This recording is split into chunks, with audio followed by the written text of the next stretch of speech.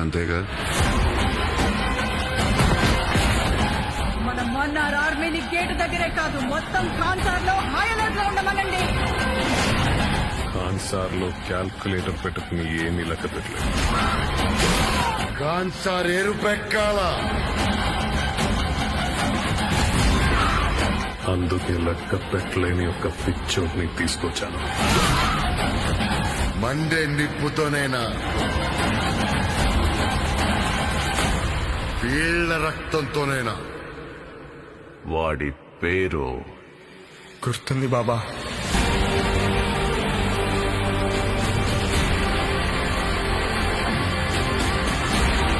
ఖాన్సార్ వల్ల చాలా మంది కథలు మారాయి. కానీ ఖాన్సార్ కథ మార్చింది